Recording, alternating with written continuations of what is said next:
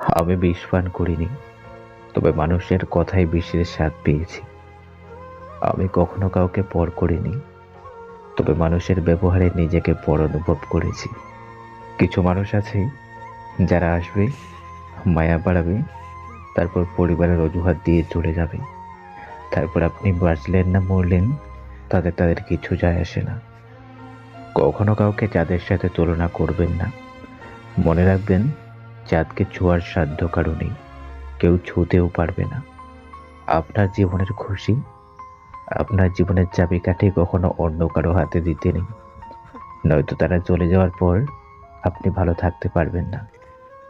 অনুভূতি, মায়া, ভালোবাসা, এইসব যত কম প্রকাশ করবেন, মানুষ আপনাকে আঘাত করার সুযোগ ততই কম পাবে। দিন শেষে সবকিছুরই রিপ্লেস হয়। মানুষ ততক্ষণই আপনাকে রিপ্লেস করবে না যতক্ষণ আপনাকে তার দরকার। এই পৃথিবীতে কোনো কিছুই স্থায়ী নয়, না সুখ, না দুঃখ, না আপনি নিজে। তুমি সবার কাছে ভালো হতে পারবে না, সবাইকে ভালো রাখতেও পারবে না। পরে দেখবে, সবাইকে ভালো রাখতে গিয়ে তুমি নিজেই ভালো নেই। সবচেয়ে খারাপ হচ্ছে মানুষের মায়া। যার মায়া যত বেশি, সে ঠকেও তত বেশি। একটা মানুষকে তিলে তিলে শেষ করে দেওয়ার জন্য তাকে কিছু মিথ্যা প্রতিশ্রুতি আর মিথ্যা আশা দেওয়াটাই যথেষ্ট। মানুষ বড়ই অদ্ভুত জীব। বেঁচে থাকতে তার কদর করে না, আর মরে গেলে তার স্মৃতি নিয়ে কান্না করে। এই সময়টাই এমন হয়ে গেছে।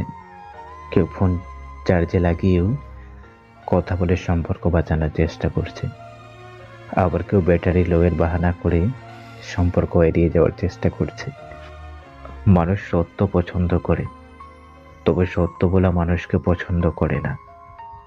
যখনই আপনার জীবন নিচের দিকে আসবে, কোনো কিছুই ভালো হবে না, তখন শুধু নিজের উপর বিশ্বাস রাখো আর নিজের মনকে বলো, ধৈর্য ধর, কিছুদিন পর সবকিছু ঠিক হয়ে যাবে। কিছু প্রিয় জিনিস হোক না অন্য কারো, তবুও তো সারা জীবন মনে থেকে যাবে, সেই প্রিয় জিনিসটা কখনো আমারই ছিল। মানুষ অভিমান ভেঙে ফিরে আসে না, মানুষ তখনই ফিরে আসে যখন সে অন্য জায়গায় ঠকে। পৃথিবীর অধিকাংশ সম্পর্কই প্রতারণা এবং বিশ্বাসঘাতকতার কারণেই নষ্ট হয়েছে। মানুষ বলে, যাকে ভালোবাসা যায় তাকে কখনো ঘৃণা করা যায় না। কথাটা কি আসলেই সত্যি? আমার তো মনে হয় মিথ্যা। মানুষ যা খুঁজে তা পায়। এই পৃথিবীতে সব কিছুই আছে। খারাপ খুঁজলে খারাপ আছে, আর ভালো খুঁজলে ভালোও আছে। মানুষ আকাশের মেঘ দেখে বুঝতে পারে বৃষ্টি হবে, শুধু মানুষের মুখ দেখে অভিমান বুঝতে পারে না। মানুষ তো সবার ঘরেই জন্মায়, কিন্তু মনুষ্যত্ব সবার ঘরে জন্মায় না।